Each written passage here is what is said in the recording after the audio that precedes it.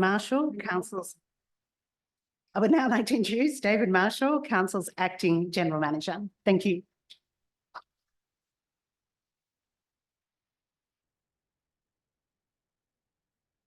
Thank you for joining us here tonight for such an important issue.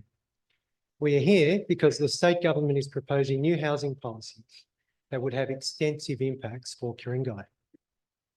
There would be impacts on heritage, local character, traffic, the tree canopy, and many other environmental impacts. There would be increased pressure on water, sewer, and stormwater infrastructure. And there would also be increased and unmet demand for open space, community facilities, and other social infrastructure.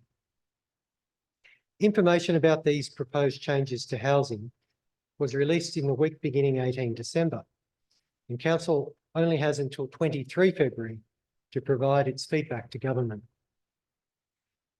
Details will be provided later in the presentation, but the changes would allow for dual occupancies, terraces, townhouses, manor houses, and multi-storey development up to 21 metres high, which is about 6 or 7 storeys.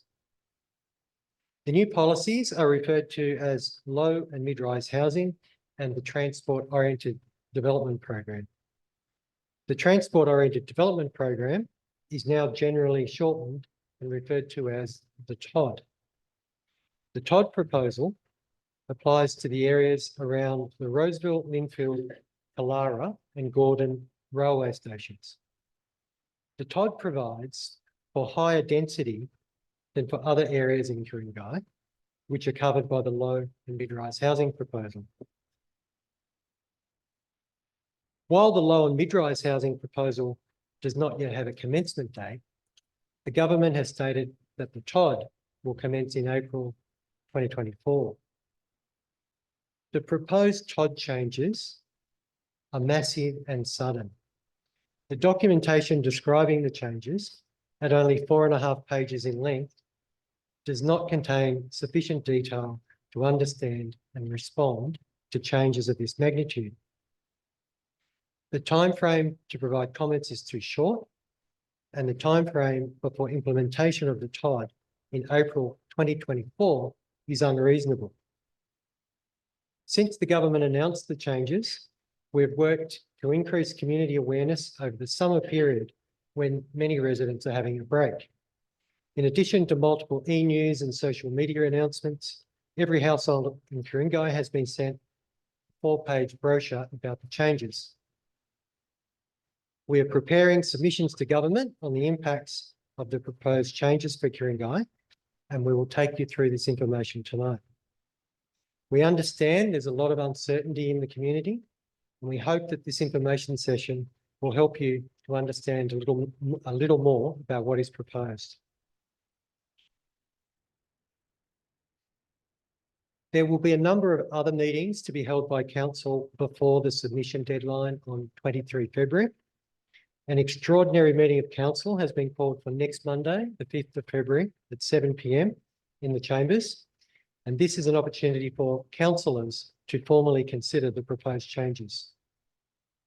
A special meeting of the Northern Sydney Regional Organisation of Councils has also been called for 15 February to consider the proposals.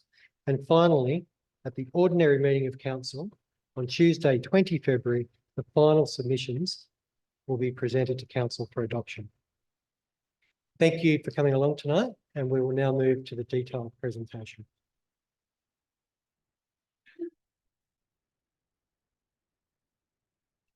Thank you. So now I'd like to introduce the Director of Environment and Strategy, Andrew Watson.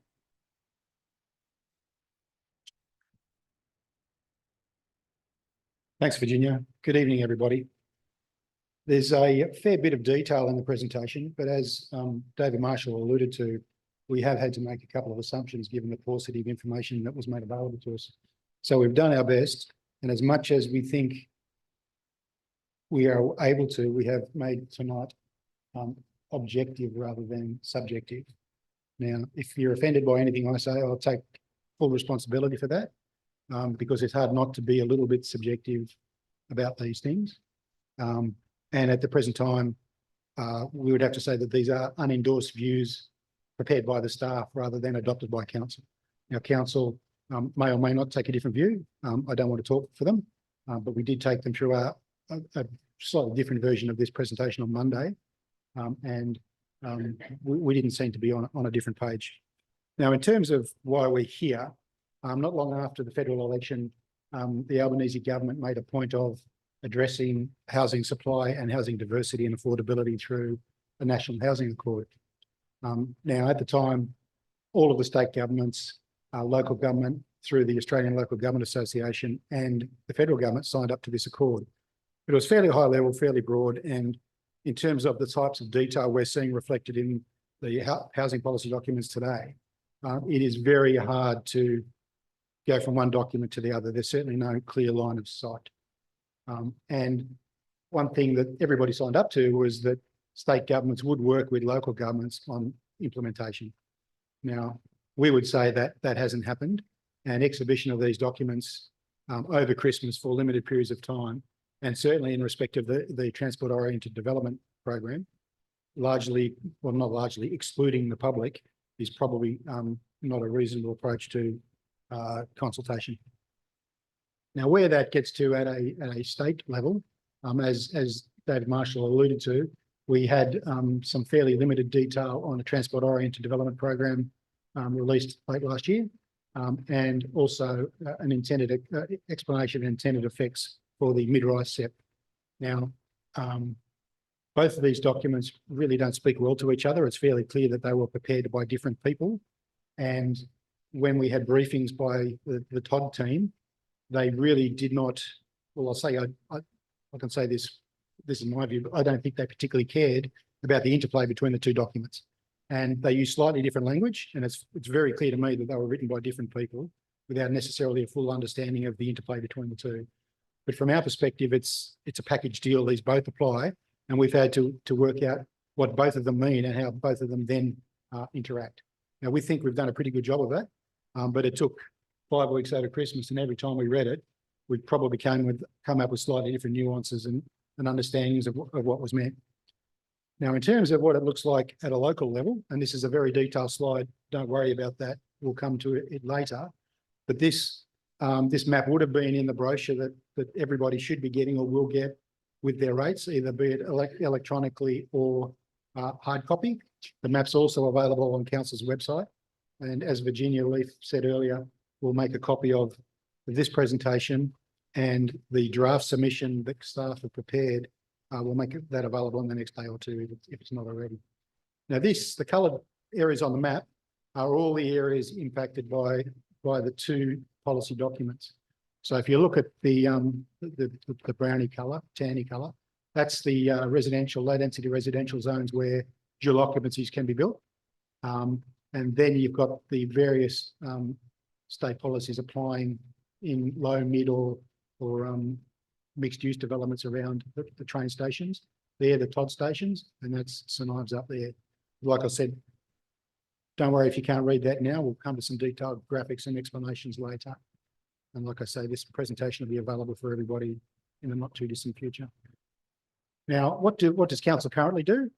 I don't need to tell anybody in this room that provision of housing is reasonably controversial.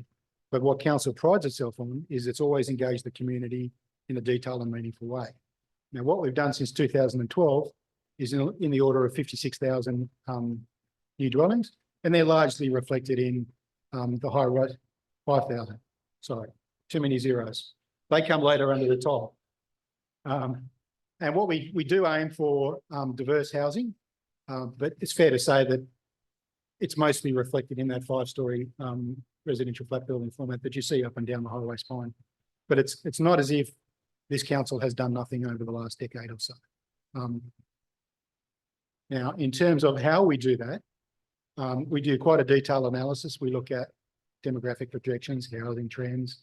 We do a very detailed capacity analysis of existing zones and constraints and opportunities, and I'll show you some maps on that later. But we would say all of these things, Ku-ring-gai Council didn't make up. They're the way any council or any planning authority should do this kind of exercise. But from our perspective, all of these things appear to be missing from the preparation of the Todd and the low-rise, medium-rise housing set. Now, what's important to this community? Natural environment, biodiversity, sense of place, leafy green streets, and heritage. Now, we just didn't make that up. The last community satisfaction survey we did, and there's a lot of information here. I don't need to take you all through it, but this is about those types of issues. And the community supported council in all of those things, from lowest ranking of 75% up to 89%. So it's not as if it's just me standing in front of you telling you that those things are important. This community has consistently told this council, previous council, council before that, that these things are very important to us.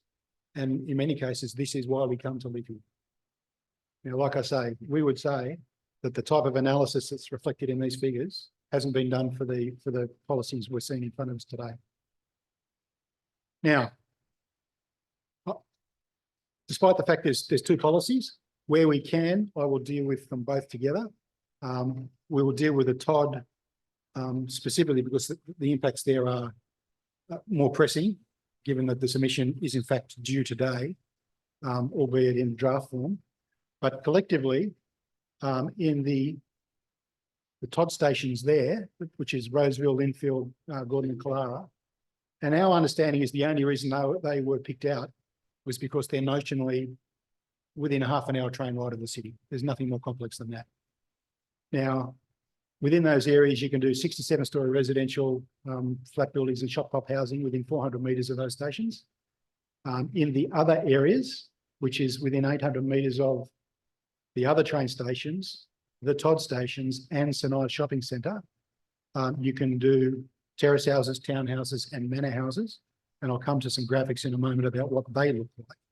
And then, as I said before, in the TAN areas, which is a very, very large part of the local government area, you can do the dual occupancy in a low density residential area. And the mid-rise stuff is lower scale residential flat buildings. And you can do that within 400 metres of the train stations or the TOD stations, Roseville, Clara, Linfield, Gordon, and the existing commercial zonings, the enterprise zones, on any residential zones. So we're talking some fairly significant change. Now, in terms of the dual occupancies, that's the area that's impacted by the dual occs. We would say it impacts significantly on trees, heritage, biodiversity, streetscape, bushfire evacuation, and accessibility. Now, what it looks like, at the moment, we've got, low density. In some cases, you're lucky enough to be sitting in among the trees. The building topology allows quite significant large canopy trees and extensive native or cultural gardens around them. So that's currently, what a dual occupancy or low-rise development might look like in Ku-ring-gai. And we're going to this topology here. And given that it's, you've got generally a side-by-side arrangement, you're not going to have very much provision for tree canopy, tree cover, and you'll end up with a lot of development close to the street. Now, in terms of the low and mid-rise manor houses, it's 800 metres of the station. We would say that the impacts are the same. A little bit of bushfire risk, less so, but in principle, the issues are the same for the low-rise and manor house buildings. Now, we don't have very many manor houses in Ku-ring-gai, but this is one that some people may know, just down the back of the Gordon Town Centre here. But again, it's traditionally the manor house is 2 by 2 or 2 on 2, and again, plenty of provision for large vegetation, canopy trees. Now, the definitions of manor house and residential apartment building are starting to blur, so you may see what we thought was going to be a manor house turn out to be a unit typology that has far more than 4 units, for example. But that's an emerging thing we're looking through at the moment. But certainly that's what the TOD SEP and the low-rise housing SEP would envisage, a manor house might look like. So far closer to the street, less capacity for landscaping, and quite often courtyards might be internal with, even then, a large amount of underground parking. So it's not as if you're going to have the capacity to plant large trees on this because it's going to have a concrete slab on top of car parking. Now, the multi-unit terrace house arrangements, similar set of impacts. There's your area that's impacted. So that's 800 metres at all of the train stations and St Ives. And that's currently what you might think of as fitting in the category of multi-unit, terrace townhouse type arrangements. That's a built one in Ku-ring-gai. And that's what, the standards under the TOD set might allow for the equivalent use of terminology. So, absolutely no capacity for street trees. And again, very little space for trees within the development, let alone street trees. Now, the mid-rise housing set, this is 6 or 7 stories around the TOD stations. Applies to 3, 4, well, R2, R3 and R4 and the enterprise zones around Roseville, Clara, Linfield stations. Similar types of impacts. Because of where Roseville is located relative to the bushland interface, you do start to see bushfire become a risk there that it's not necessarily the case in other places. Now,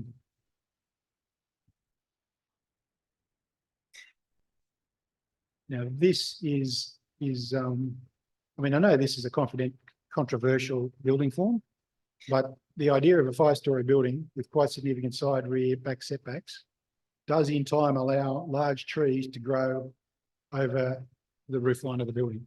Now, some of the older 4 and 5-story buildings that were built, 10, 15 years ago, you're starting to see that happen. Under the TOD arrangements, in some cases, you're going to end up with 0 lot lines, 0 side setbacks, and no capacity at all for internal planting of trees. And in some cases, because you convert so much of the street frontage to double driveway crossovers rather than single driveway crossovers, you're going to start to lose on-street parking and possibly existing street trees.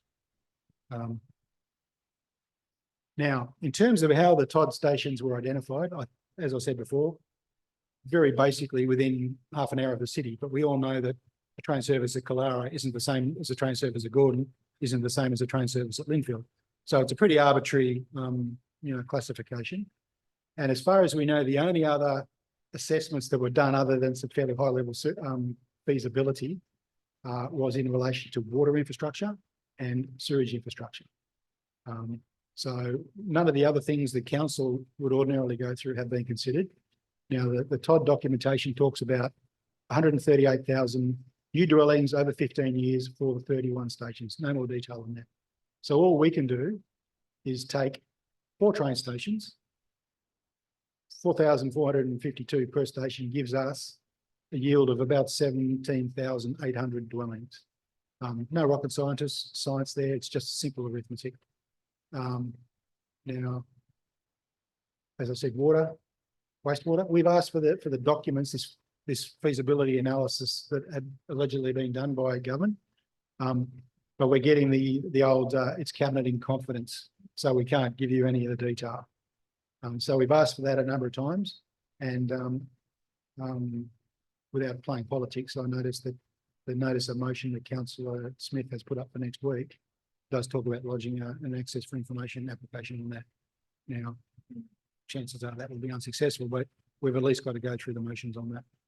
But at the moment, we would say there's been very little analysis actually done.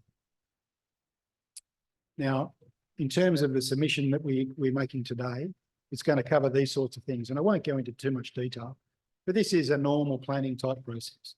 I'm going to cover up on some of these issues tonight in more or less detail, but we would say none of that's been done.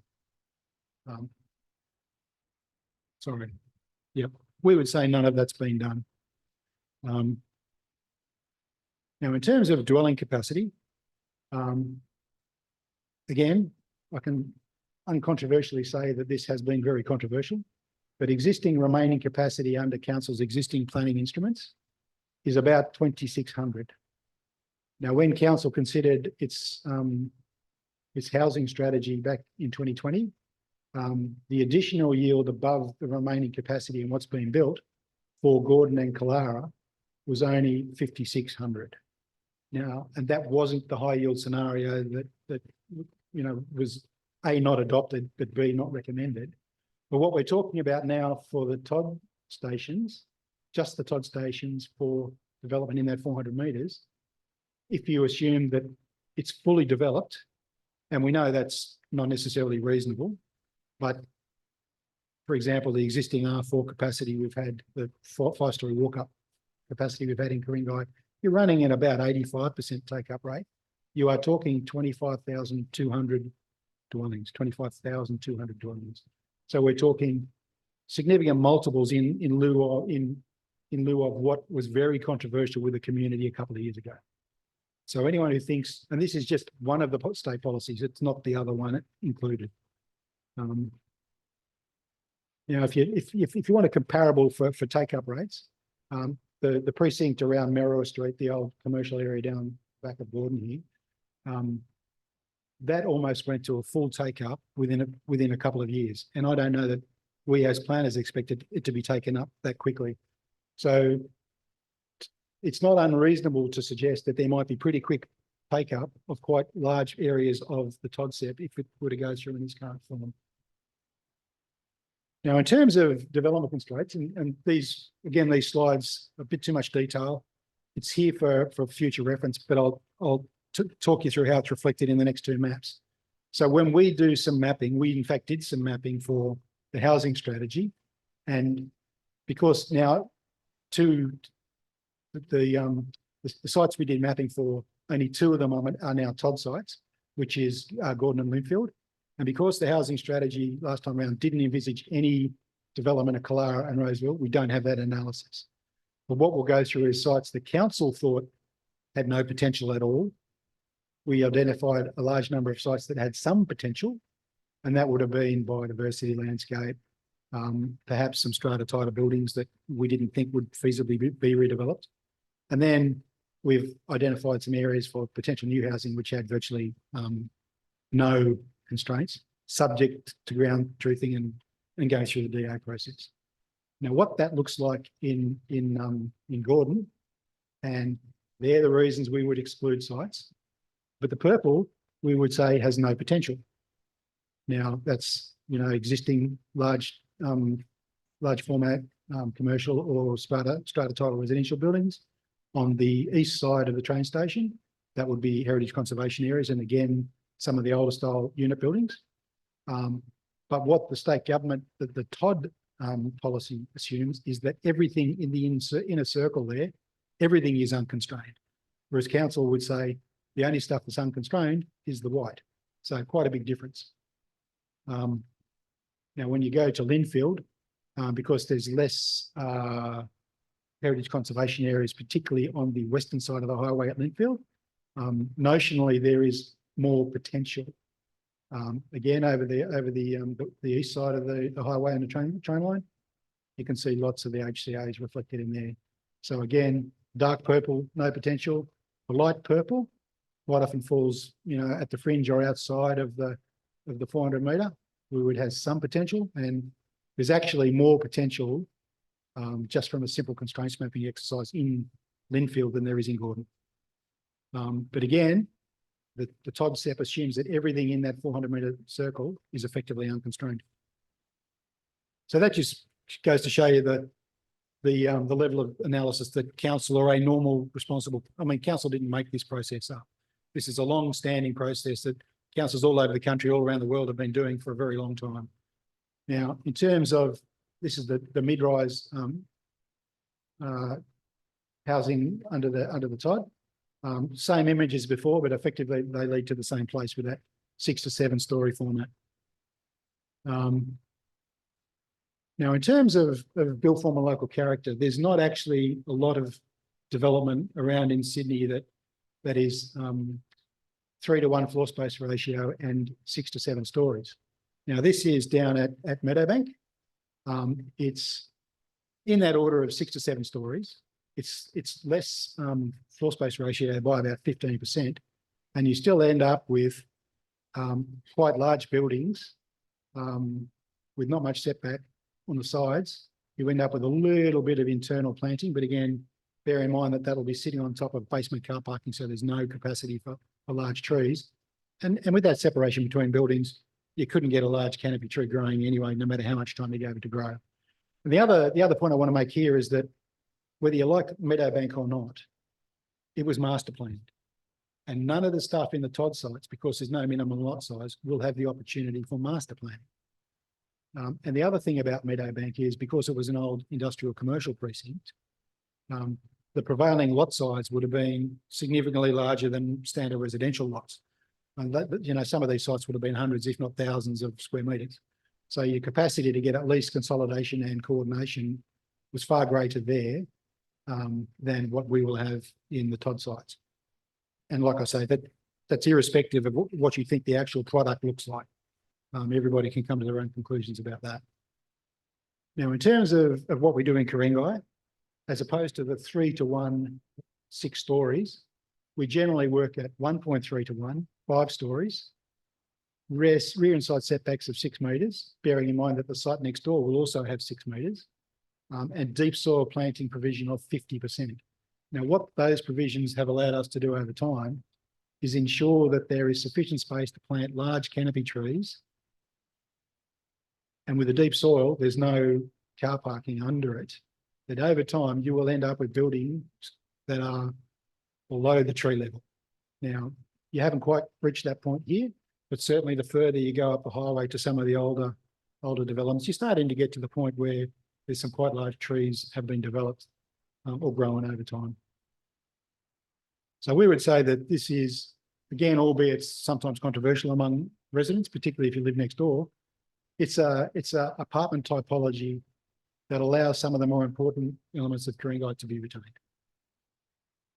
Now, in terms of what the Todd set looks like, what we've done here is taken, a standard size block, and I can't read the dimensions here, 18 metres by 44 metres, so not a large block. Now we've modelled it a couple of ways, and there's a couple of other ways we've modelled it that aren't reflected in these slides. But under this model, you end up with a little bit of a front and side setback. You end up with a bit of a courtyard in the middle of this one, no front or rear setback, no side setback.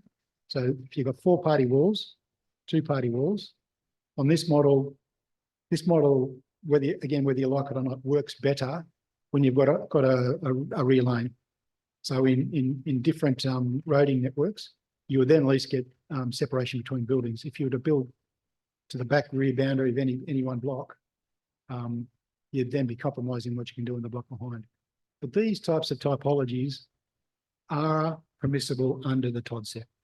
Now, this is a standard residential block. There are no provisions for site amalgamation, and each of these block models provides for about 30 apartments. So you are taking out one standard residential block and building 30 apartments in its place. Now, on this one, by the time you put in a pedestrian access to a lift lobby, a double driveway to get to a car park, there's not a lot of front yard in which to do any meaningful landscaping at all. And the blocks are so narrow, 18 metres, it'd be actually pretty difficult, if not impossible, to put in basement car parking with ramping and access corridors that actually works. So, when I go back to that equivalent typology here that we currently apply, you're generally looking at least 2 lots being consolidated, if not 3. And under this typology, you can strictly speaking pick up any single lot and do car parking. Now, the other thing that is of a little bit of concern is that in the Todd area itself, there is no content or they're suggesting there might be minimum parking requirement. So we don't know what that actually is, but it could be that not everybody in the 30 apartments actually has a car space. So, that's a bit of a sleeper we've got to keep an eye on if it wasn't bad enough as it is. And we'll come to that point later because everybody, or generally people, will have a car. Car ownership, to go down a rabbit hole, is generally lower, closer to a train station, but a lot of people still have a car and some people still have 2 cars. But as I said, under that typology, where are we? I've jumped to. You'll end up with less street parking because you'll have wider driveways to get to these things. So it's not even as if you can make up for it with parking on street level. Now, we've had to make some assumptions here about tree canopy. Now, the TODCEP doesn't talk about tree canopy. It refers to what's known as the apartment design guidelines. And that has a minimum tree canopy of 7%. Now, the TOD documentation already says we're going to have to rewrite the apartment design guidelines because we can't make this typology fit. Well, we can't make the typology fit because it's not a very good typology. So under the model we would have in Ku-ring-gai, and it's just for representative purposes only, that's what 30% tree canopy looks like, and that's what 7% looks like. And in some cases, you're going to be relying on tree cover on the street. Bearing in mind that'll have basement parking under all of it. Whereas in this model, current Ku-ring-gai model, you'd have basement parking aligned with the building footprint rather than the whole of the site. Now, in terms of heritage impacts, I'm going to turn across to Council's heritage planner. Claudine Loffy's going to take you through a couple of slides, and then I'll come back to you. Thanks, Andrew. Hello, everyone. As you can see on the map on the right, that's the same map that we showed you earlier with the listed sites shown more clearly. The red areas show the conservation areas and the little brown dots are the heritage items. Overlaid over the areas of density proposed in the two parallel proposals we have before us at the moment. So that's the pale blue, the dark blue, and the yellow zones. The impact on heritage is widespread. The two proposals together for increased density across the LGA, shown coloured, will endanger more than 4,000 heritage listed sites. That's properties listed in conservation areas or as heritage items. These heritage impacts on Ku-ring-gai, I believe, are more heightened because of the historic differences in the development of our area. Ku-ring-gai is quite unusual in that it was developed in a fairly narrow period, and it consequently from the earlier 20th century to the mid. And consequently, the earliest development in Ku-ring-gai follows the train line. Other parts of Sydney were developed earlier, and consequently, all their historic development is not purely concentrated around the train line. As you can see in this map, it's very clear that the listed historic development follows the train line, which unfortunately corresponds with where all the highest density is proposed. This will have a disproportionate impact on heritage because all the density, the highest density in the models shown to you just before, will be placed in the core historic development of Ku-ring-gai. Of the land affected, 40% of it is heritage listed. That's only counting the sites that have already been identified as worth keeping and meeting the very high threshold for listing, not counting all the others yet to be identified.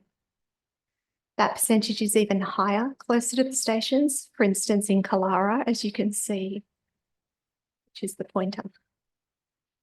Oh, well, 3 stations from the bottom, 3 rings from the bottom. That's Kalara.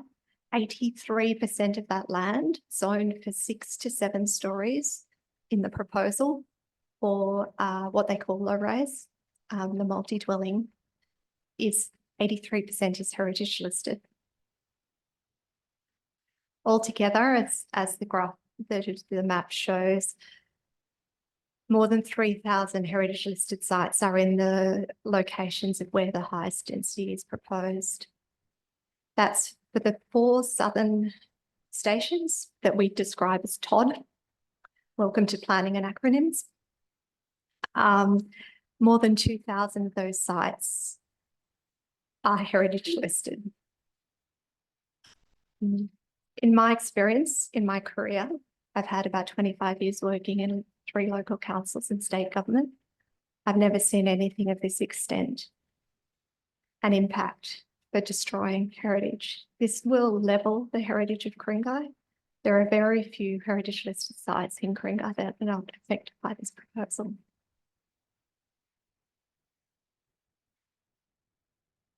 The impacts, unfortunately, are unavoidable based on what's proposed. The impact is twofold on the historic buildings as well as the gardens. This is because the proposed density far exceeds the existing low density of the historic built form in Ku-ring-gai, as seen on the right.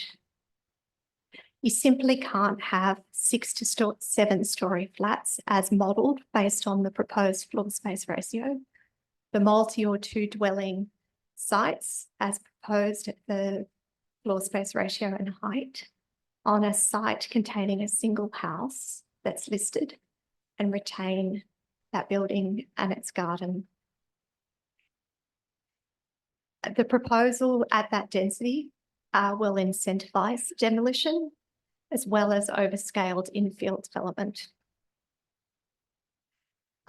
Heritage protection is absent from this proposal. In fact, the only change in relation to heritage protection is to reduce it. The proposal is to remove council or the consent authorities, which could be the courts, capacity to refuse development for its heritage impact. So whilst there'll still be an assessment, it's made meaningless by the inability to refuse development and therefore negotiate a better outcome. The impact is irreversible in 2 ways. As you would all probably know, heritage significance is embodied in the fabric. If you lose the building fabric, you lose the significance and the heritage is gone. It can't be replaced. The other irreversible impact is the uplift, which is a common term used to refer to the increased density controls. You can't zone something for 6 to 7 stories and then return it to 1 to 2 as it is currently. The outcome of this is disorderly development.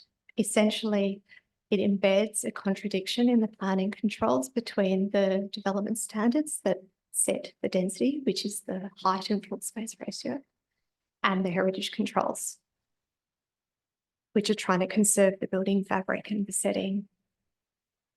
This proposal will devalue the conservation areas in Ku-ring-gai, all 46. It does not treat seemingly in the material provided conservation areas and heritage items equally, even though they're both equal listings. One is for a precinct as a whole, one is for an individual site. I do acknowledge that we need more density. However, there are alternatives available to do so with less heritage loss. So pictured before you is just a selection of the typical historic built form in the conservation areas that are endangered by this proposal. As already mentioned, it's typically 1 and 2-story houses on a garden lot. Ku-ring-gai really is quite extraordinary for the consistency, quality and integrity of its conservation areas and its heritage items. This is an illustration of what the proposed development standards would result in terms of built form. In both photos, you can see the little bungalow on the left. That's of similar scale to the typical heritage of Ku-ring-gai, though perhaps not quite as fine. And on the right is the size of development that results from a 3:1 floor space ratio that my boss just told you about before, which is the no side setbacks, building side to side boundary, no front setback, no garden, different height. And with that, I'll hand back to Andrew. Thank you. Thanks, Claudine. Now we've done nothing to doctor this photo, and there's a couple of other similar photos that we'll come to later. As Claudine acknowledged, this is about 3:1, so it's the floor space ratio we're talking about, built to the street. It's a little bit taller. What I haven't gone into in the presentation tonight, because it's only about the Todd SEP and the mid-rise housing SEP, is I haven't mentioned the affordability housing SEP, which was brought into play, I think, on the 14th of December. Now, we don't know the full interaction between the affordability SEP and the 2 SEPs currently on exhibition in various forms. but it allows density and height bonuses of 30%, which is another floor and another, 2 stories and, 1-to-1 or whatever it is. So you could end up with buildings, of that scale as well as the TODSEP if the two, you get the two working together. So we haven't doctored the image, it's a real image. And we've got some other ones down here in Burwood as well. 2007, 14, 15, same pine tree in the middle.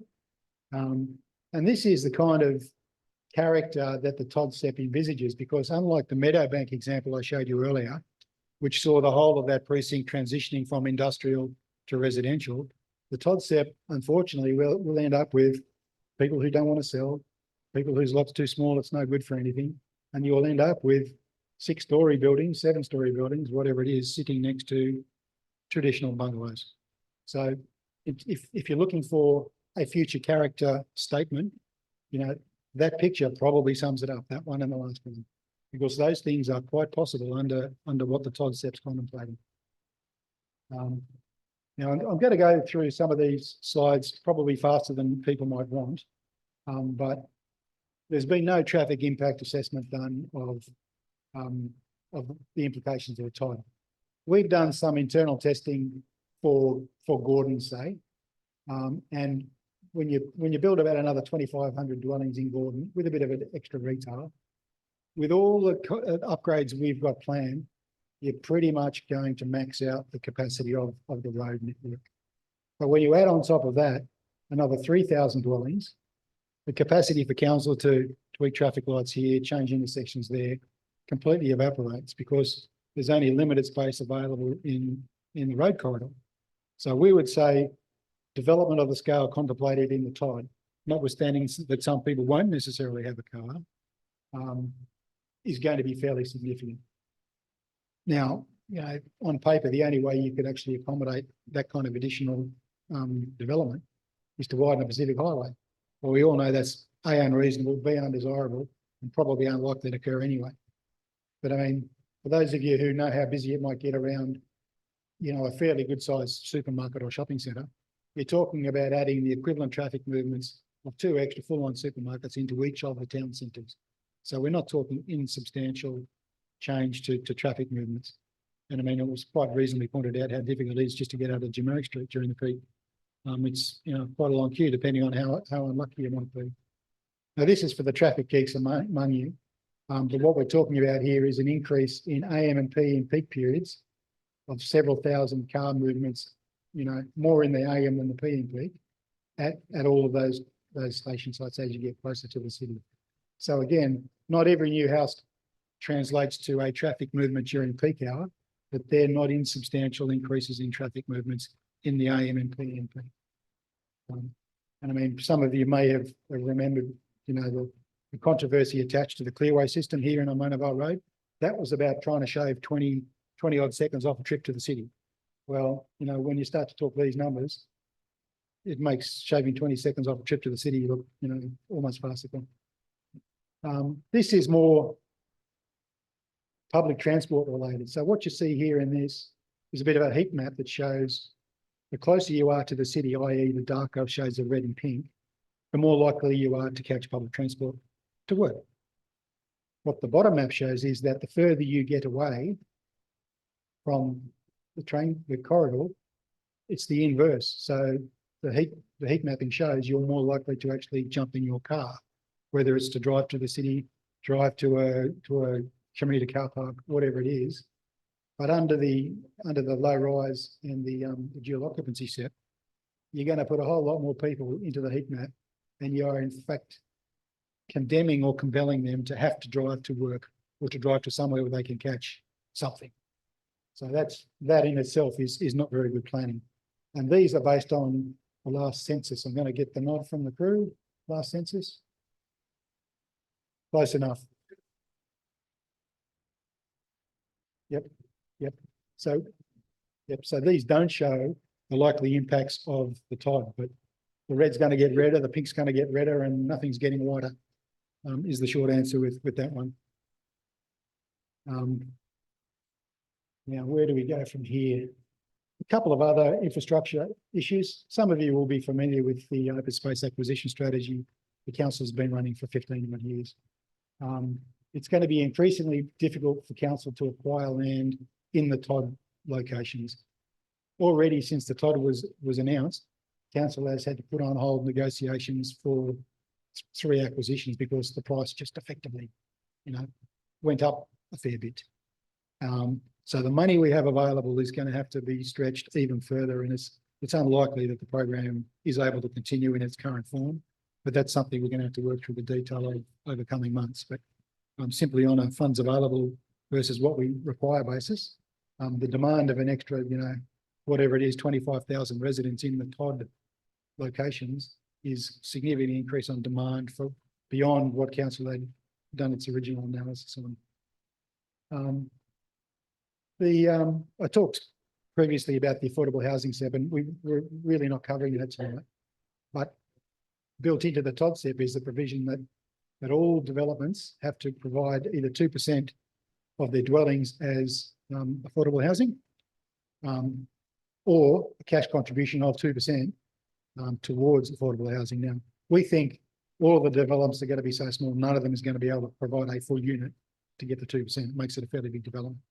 But it's going to be very hard for council to manage lots of small amounts of 2% and then buy meaningful affordable housing close to the railway station.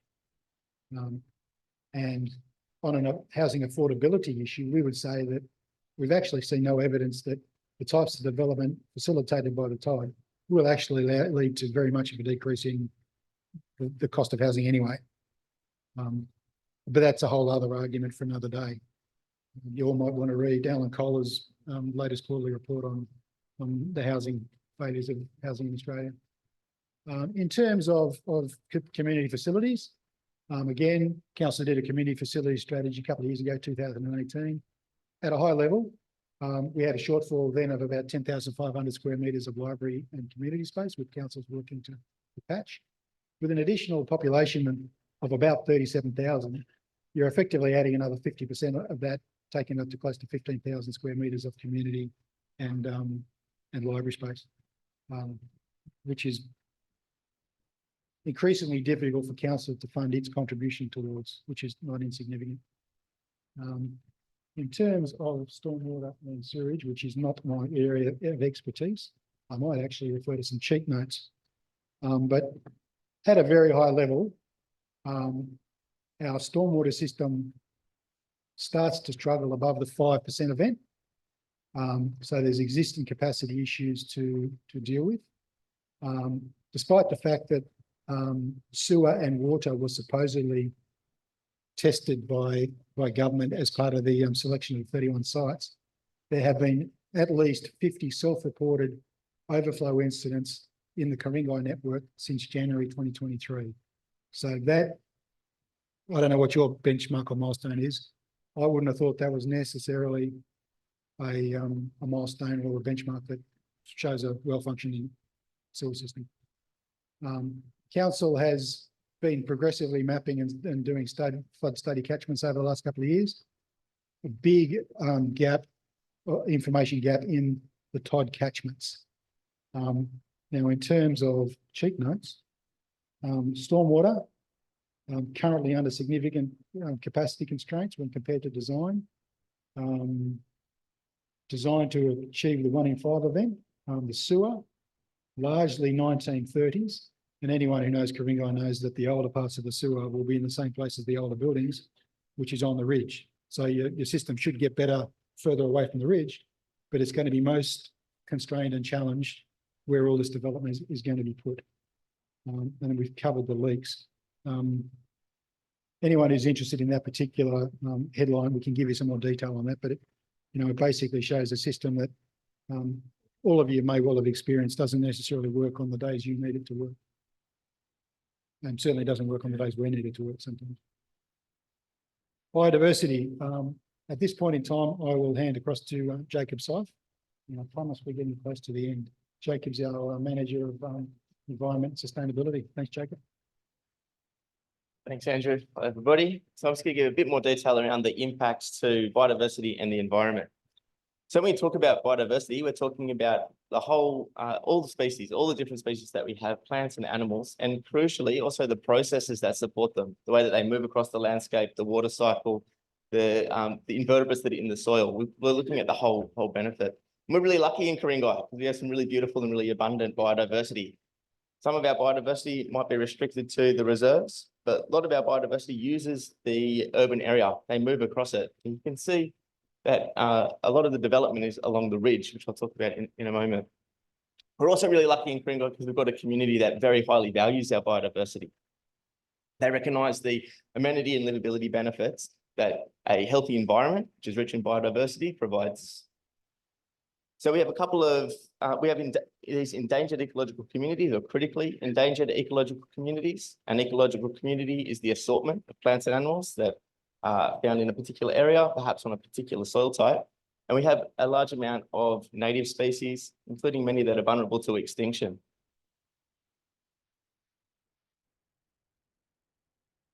So with the TOD set, the transport orientated development set, it's concentrated around areas which already have quite high development in many areas, but it also extends and includes quite a large residential area. At the moment, in the residential areas that are captured by the TOD set, there's an average canopy of 30%. Now, the TOD set doesn't actually have a canopy target, but it does refer to the apartment design guide. And the apartment design guide talks about a minimum of deep soil of 7%. So we're using the deep soil of 7% to indicate what the maximum canopy would be on that space. And as we saw before, the built form doesn't allow for a mature tree to grow up and over the buildings. So it really only counts that 7%. That's what the canopy would be reduced to effectively.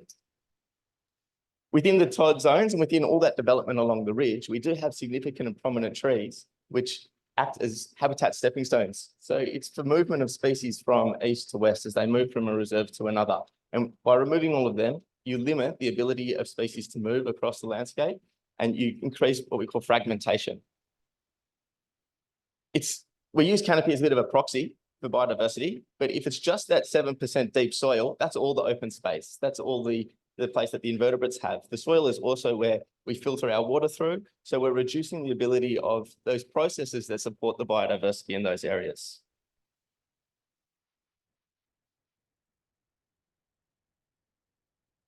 We adopted an urban forest strategy in December of 2022, and it has a very ambitious objective to increase the canopy from its existing 45% up to 49%. That's across the whole local government area.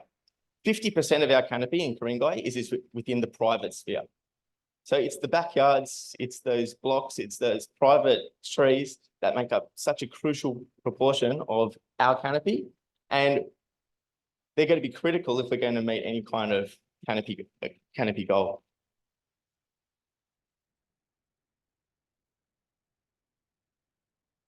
So when we look specifically at the low to mid housing, we've got dual occupancy that is extended out throughout the local government area in our, what we call our R2 zone, our low density residential area. And that has a really significant impact on our overall canopy because R2 is our biggest zone. At the moment, it's got an average canopy of 35%. Our urban forest strategy hopes to increase that to 40%. The low to mid housing does have a tree canopy target. It ranges from 15 to 25%. So if we take the average of about 20%, we can make some assumptions of what the impact would be on our canopy. We have to also assume that our canopy is proportional to trees, which is close, but perhaps not exactly right. So if we were to reduce the average canopy at the moment in R2 from 35 down to 20, that would represent a 40% loss in canopy over that area, which is a really significant area of the local government area. If we assume 100% development, okay, so if the capacity that the SEP allows for is built to 100%, we're losing in the order of 32,000 trees. 100% is probably unrealistic. So if we take a 50% uptake of those new planning provisions, we're looking at a loss of 16,000 trees.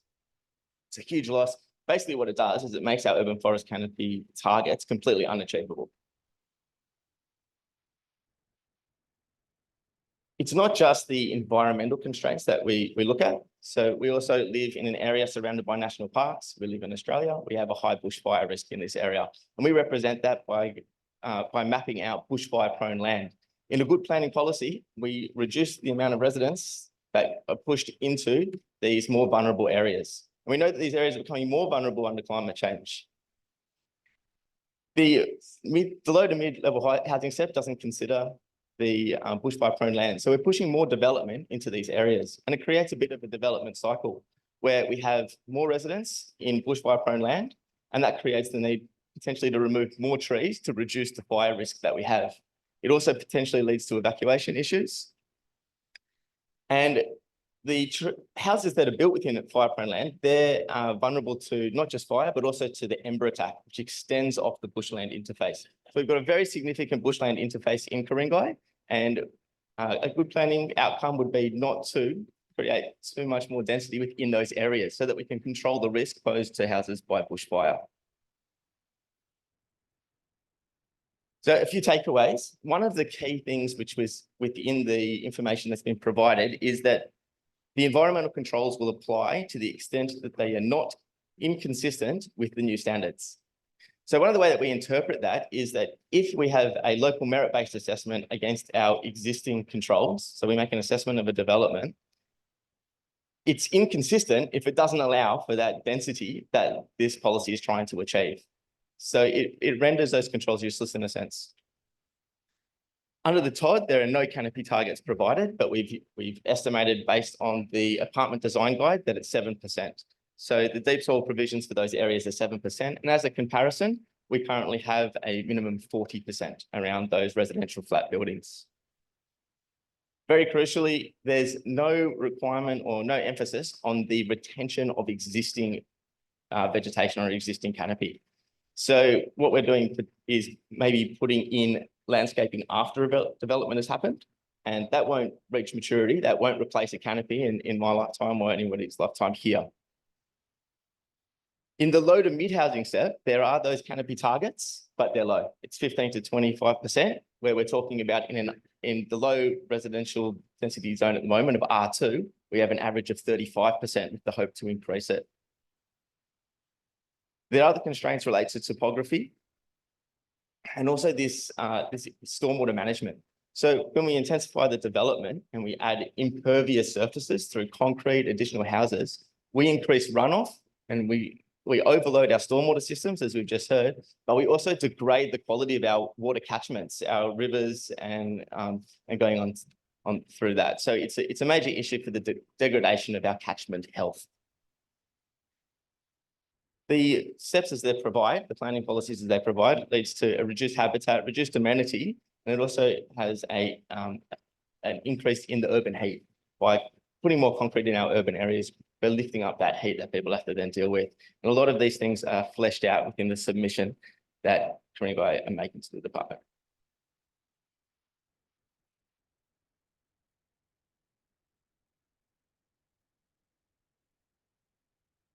I'm not going to labour too much on the non-refusal standards. Jacob spoke about them just now, and Claudine alluded to them earlier. But the bottom line is we've got a quite complex set of provisions in our DCP and LEP, which are designed to protect and preserve and improve all of the things that Jacob and Claudine have talked about. Now, the preeminent controls here are 3 to 1, 21 metres high. Everything else, regardless of the government's claim that you can still do a merit assessment, I mean, that's really a pretty disingenuous claim, because the key parameters here are height and floor space, and everything else will fall away. Now, I don't need to state the obvious, but we do our best efforts, for example, to map endangered ecological communities. But quite often you don't know they're there till you go out and look for them. And under the TOD set, it may well be too late. But that's a whole another story. Now, we're almost there. The TOD program does talk about councils being able to put in place an alternate approach. But it does say that TODCEP will remain in place until councils provide, finalise that strategic planning process. that aligns with government policy. Now, by government policy, that means the yield that the TODCEP and the TODCEP in this case provides. There's no suggestion that there's flexibility or capacity to move notional or theoretical yield from one TOD station site to another, i.e. the Kalara example of 83% within HCAs. And there's no suggestion that the window would be closed. So to go through a normal planning process to come up with an alternative would take you 18 to 24 months. So if the TODCEP is introduced in April, there's 18 to 24 months in which DAs under the TODCEP can be lodged, approved, commenced, and in some places even completed. So again, it's a fairly false narrative that, you know, there might be an alternative pathway here. Bearing in mind that we can only calculate theoretical notional yield across the town centres, which is significantly higher than the average that we came to at the 4,500 per TOD site. But we don't know exactly what we've been asked to provide. I'm going to leave you with these slides because these slides, again, a little bit more humble than some of the houses around Linfield and Gordon. But that shows you the juxtaposition that the TODCEP thinks is okay. This is the future desired character for TOD sites across Sydney will end up looking like this. Not just Ku-ring-gai, any of the 31 TOD sites can look like this. Now, pretty narrow, nice little tree, might not even last forever given that it's, you know, built all around on all sides. Thank you, Virginia.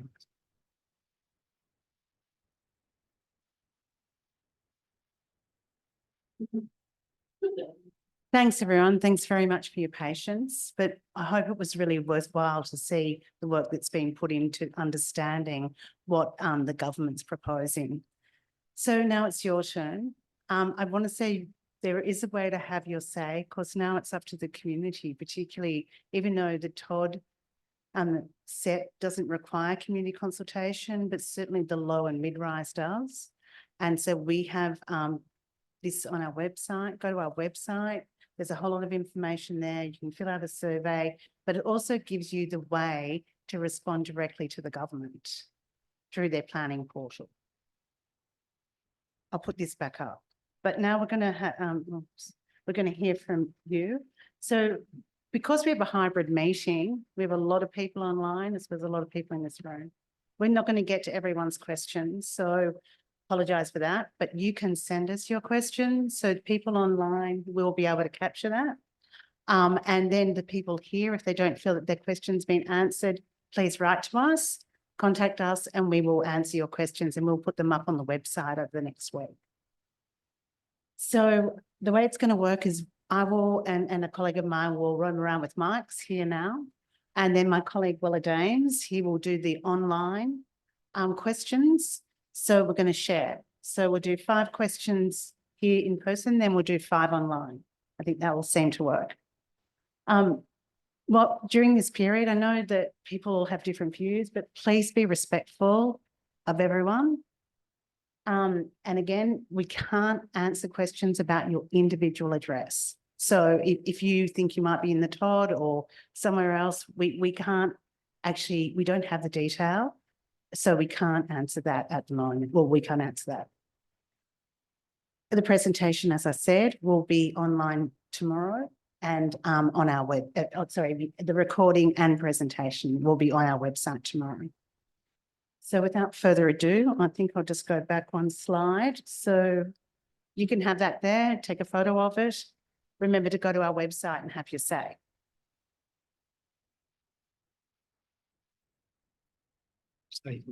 Sorry.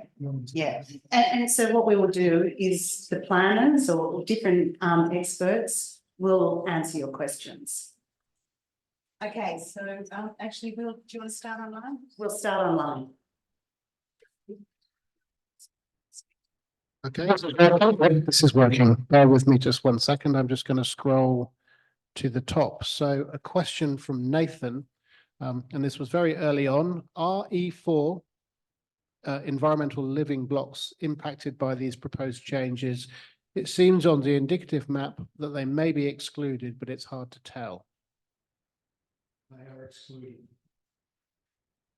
Nice and quick. Thank you, Andrew. Next question online. What will council be doing to alleviate the pressure that future development development will impose on traffic, which is already at capacity? I think we covered that pretty well in the presentation. We don't know what the full traffic impacts are, but if the TOD is implemented in its current or modified form, we will certainly have to go back and do more work in that space. And as I alluded to in the presentation, depending on the amount of development, it may in fact be quite difficult to actually cater for the full impacts of development. Great. Another question from David. What is the status of heritage listed properties under this plan? Strictly speaking, the heritage listed properties per se are still heritage listed, but they could have a 6-story building next to them under the worst scenario. Thank you.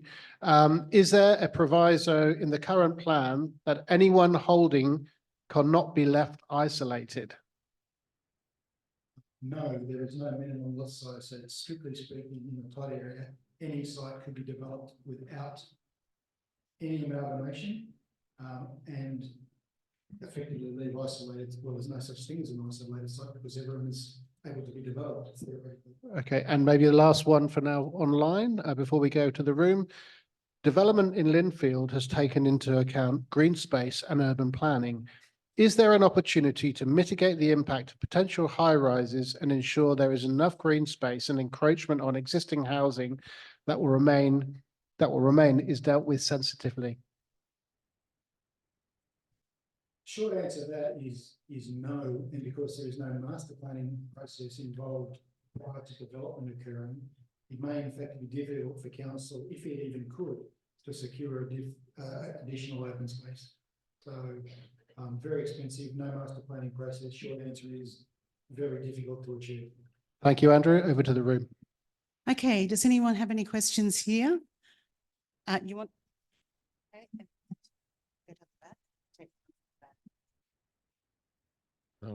Yes, I was wondering if the council would have a power to provide a code of conduct in relation to developers who may wish to approach the ratepayers, because it seems to me at the moment they're, especially in Roseville Avenue, they're being attacked from all sides. And why can't council have a code of conduct so that when the developer makes an application, that's considered as well?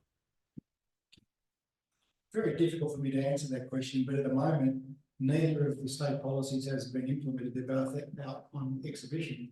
So any developer who is currently approaching the owners of land is doing so purely speculatively on the basis of a policy that hasn't actually been implemented.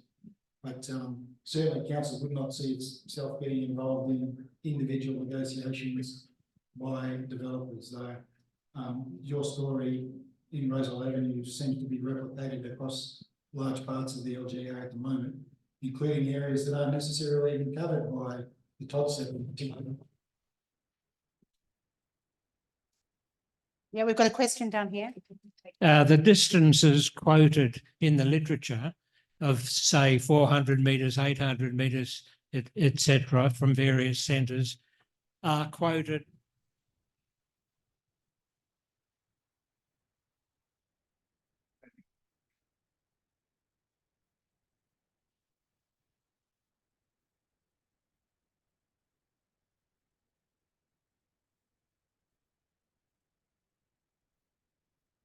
I'm sorry I have that effect on everybody lately. The distances quoted in the literature, quote, 400, 800 metres, etc., say walking distance, but the diagrams seem to indicate this is as the crow flies. So which is it? Because that could be quite significant. So walking distance and as the crow flies could be totally different. So do we know which it is? Short answer is no, we don't. And I should have explained this more upfront. Thanks for your question. We've had to, in preparing the maps, we've had to make some assumptions about what these are.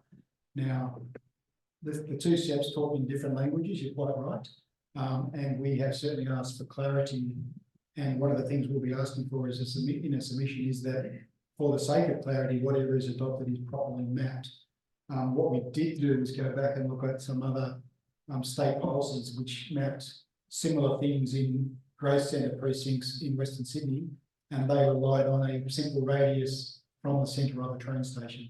So that's why we say we can't answer individual questions about your property, and we've put caveats on our mapping, but it's not mapped. It's only words in the two SEPs. They're both a little bit different, and the words change. Your point is 100% valid. We don't know the exact answer. We've mapped in good faith what we have seen done in the past, but it is subject to change. Thank you. Okay, I did see a hand over here beforehand. Just an extension to that question. Some of the documents say from the railway station, and it's not clear whether that's the ticket office or the boundary of it. And then other parts, it's talking to the edge of the commercial district. So Linfield, suburb we're in, is it from the edge of Harris Farms or from the edge of Coles, or is it from the edge of, where?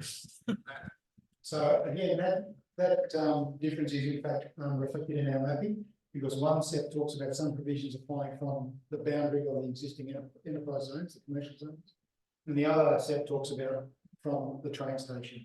Now, we want some clarity on that. Is it the end of the train station? Is it the entries to the train station, or is it the centre of the train station? Yeah. Because you go from having a circle to an egg to, in your case, from the edge of the commercial areas to having something that looks a bit more like that. So again, that's why we've got caveats on our mapping, because we're not 100% sure. In good faith, we've mapped it to the best of our ability, but that's why we're saying that alone. I was just seeking some clarity. It's 400 metres or 800 metre radius from a railway station, and then it refers to a centre. And my understanding of a centre, it's an area that provides goods and services. So that would be Linfield Shopping Centre and Gordon. But does that extend to, say, West Linfield Shopping Centre, East Linfield Shopping Centre, East Killara Shopping Centre? Where does the definition stop? Do you have? Well, at the present time, our interpretation of that is, and we talked about facilities such as a full-line supermarket, other than the train stations, which in one SEP or the other automatically included. The only non-train station centre that we have said is a centre for the purpose of your question is St Ives Shopping Centre. It's a bit hard to say that, the biggest retail precinct in Ku-ring-gai with a couple of full-line supermarkets isn't a centre. But we certainly haven't said that any of the other centres is a centre for the purposes of the type of talk of one of these.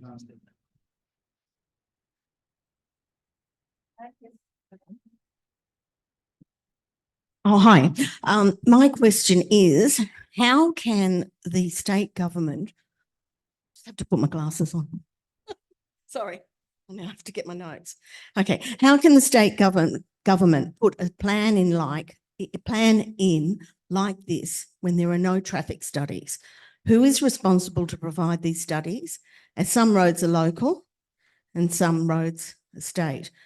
We all know that not everyone can commute to work by public transport. This is going to be a hell of a gridlock.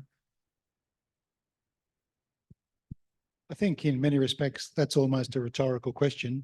You've done a pretty good job of summarising all the issues we have with the two policies.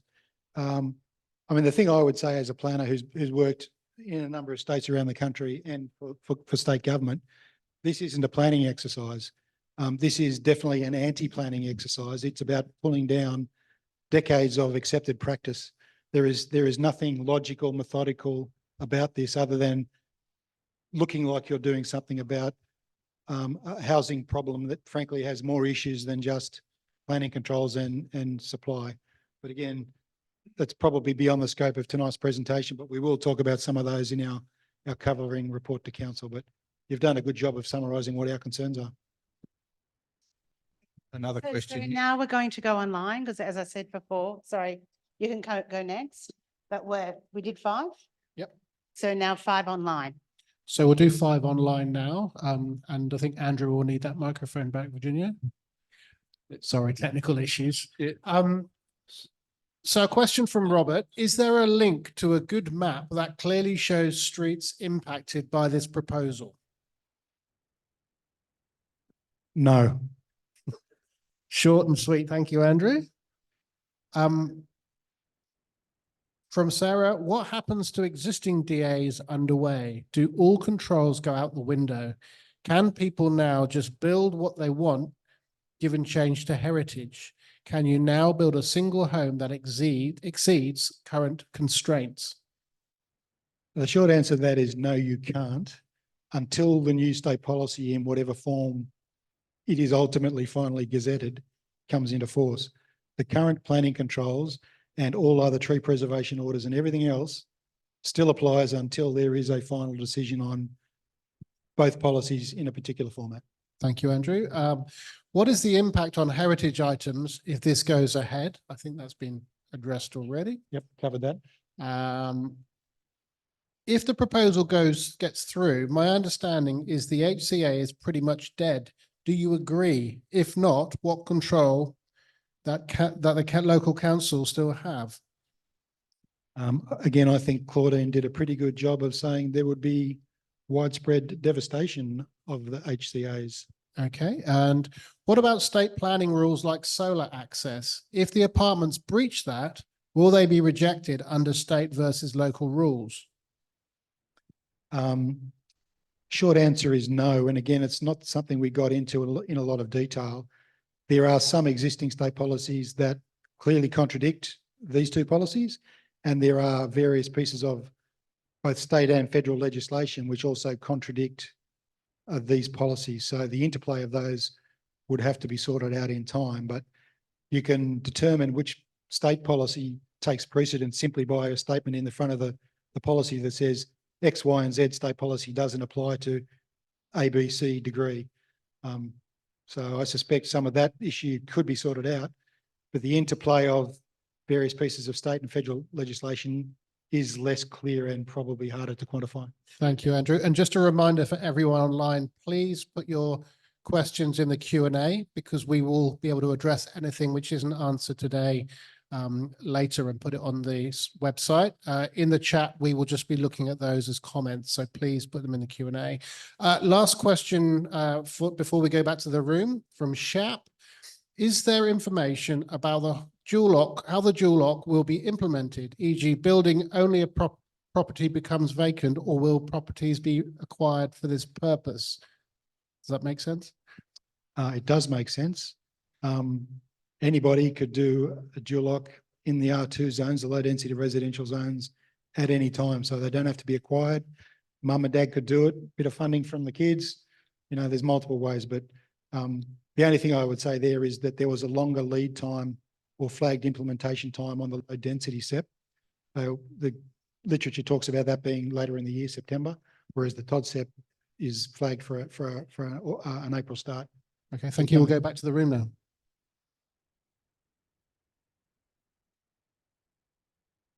I was just going to say, it seems very clear that what they're proposing is unacceptable, and there appears to be plenty of ammunition to challenge it. My question is, what is our plan or strategy to challenge it, whether that might be combining with other councils, whether it's legal challenges, and we haven't got much time. So I'm thinking what's the thinking on actually putting together a case to challenge it?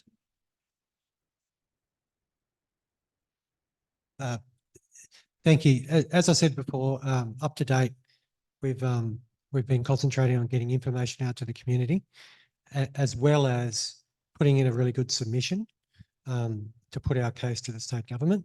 We've also been talking to other councils. I mentioned before that we're also talking with the other Northern Sydney councils. The council itself, the formal council, has not yet met to consider it, and that's happening on Monday.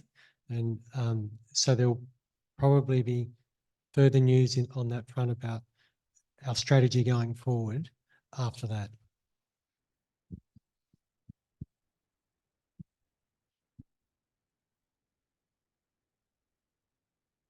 Hi, related to the previous question, one of the staff members said there was the opportunity to negotiate a better outcome. I know Ku-ring-gai's kind of dream was 2,000, state government's dream's 25,000.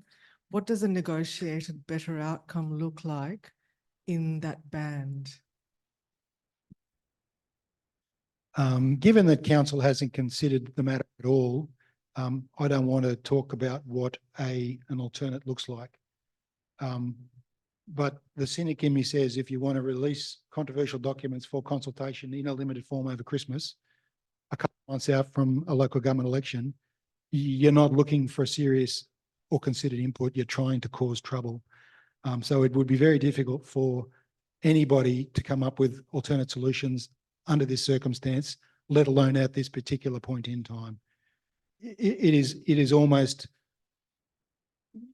hoping there is no response. It is, it's not for me to comment on that. It's a political issue, but I wouldn't like to be, charged with having to do that. It's very difficult to do.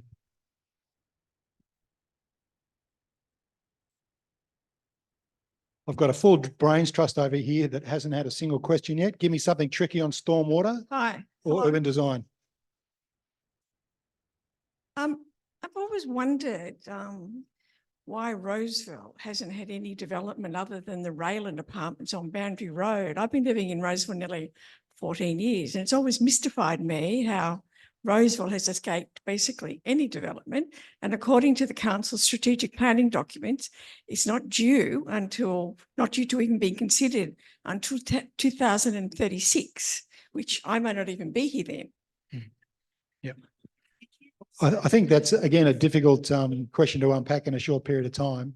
But what Roseville and to a lesser extent some of the other stations have is the distance between the rail line and the highway is very narrow. Down at Roseville, you've got a lot of heritage conservation areas, particularly on the eastern side. So we would say it's naturally constrained by the proximity of the road and the rail, and also the existing small fractured nature of the commercial area in particular, but also the HCAs. So that's why council had in the past always looked to effectively consolidate development in Gordon and to a lesser extent Linfield. But the same scale of development, I mean, as a planner, you look at a retail hierarchy, for example, you wouldn't ever envisage the same degree of development in Killara as you would with Gordon and Linfield. Now, what we didn't talk about today was we're talking about notional dwelling yield in each centre of somewhere between 4,500 to 6,000 dwellies. In Gordon, at the very least, there's a degree of retail and service support to prop that up. There is nothing in Killara and very little in Roseville, but 6,000 dwellings, 20,000 people, you're going to be looking for extra supermarkets and extra retail in centres that basically have a paucity of service, particularly Killara, a couple of shops, a cafe, whatever you've got there. Thank you. I just want to ask a question about timeframes. This haste is the most concerning factor. Whether council's looking at examples elsewhere where the haste of the planning has caused massive problems, and therefore whether you could petition the government to slow down the rate of this, give you more time. And secondly, is phase development possible such that it's done in phases to then assess each phase according to traffic and heritage environmental changes? I think that's a really good question. I think Claudine alluded to it before. She had never in her 25 years as a practitioner seen something done of this scale and of this nature and of this speed. I'm a little bit older than Claudine and I've never seen it either. I would say it's unprecedented. And it's really a question that should be directed to the state government, but you can only assume that it's trying to respond to that political pressure that sits around housing affordability and diversity that is frankly a national issue, but a problem that's been developed by 50 years of policy failure. Thanks for the presentation. I have a couple of questions. Well, a question.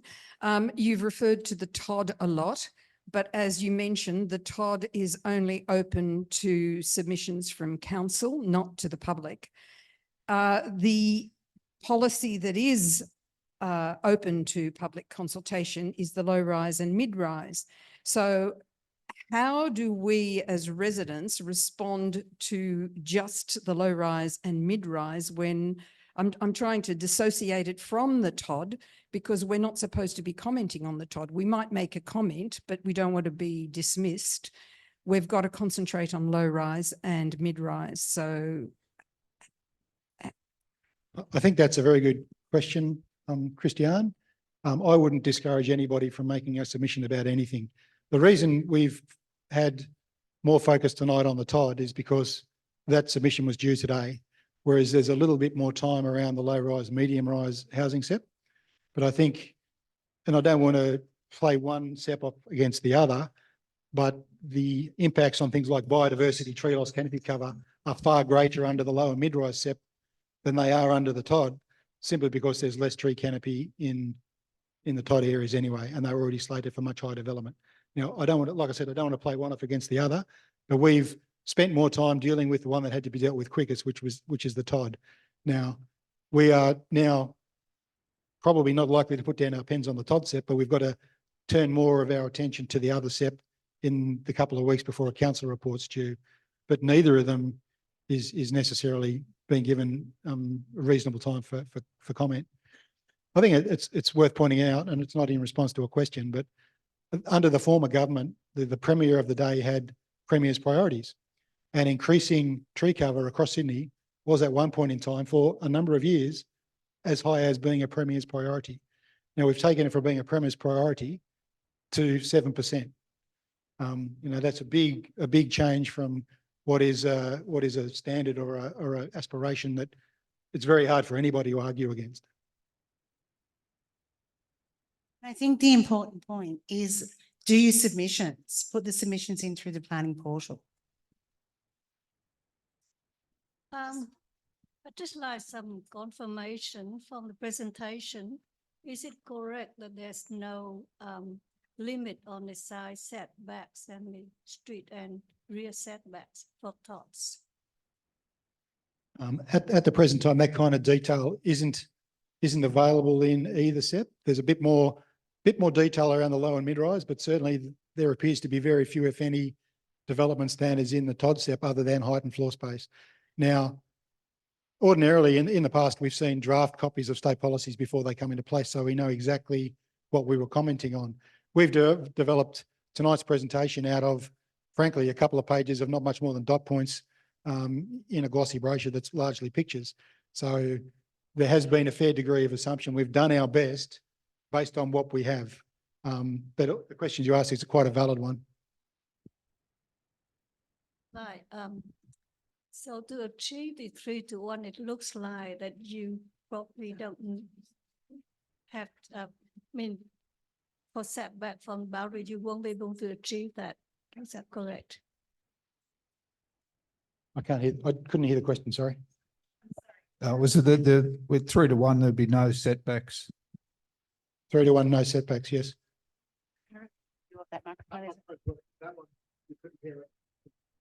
We just got a.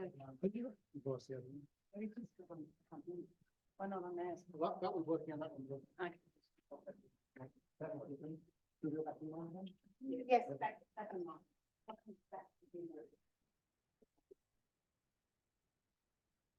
Hopefully everyone can hear me. So question and answer. Sorry, my screen has done strange things. Bear with me. But just while I'm finding this, there is a link on our website which takes you to the planning portal, and there is a survey form there where you can make written submissions. So please use that link and make your written submissions, because the state government will, I'm sure, be very happy to hear from you. Next question. What do you mean by affordable housing? Will the new dwellings be sold at current market rate or lower?